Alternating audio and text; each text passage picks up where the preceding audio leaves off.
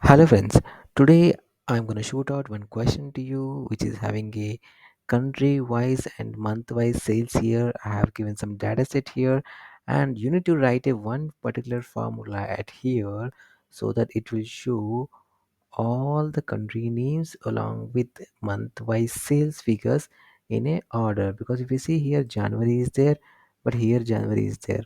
You should write only one formula and you should get all the details, something like this. Okay, let me know if you are facing any issues. I hope you will do this one, guys, and try with this with Excel. It will be improve your knowledge of logical thinking and writing complex formulas, and that's all. And anyhow, I'm going to explain little answer little later, and let's see how many people will try, how many people will get the answer. Thank you so much, guys, for your encouragement.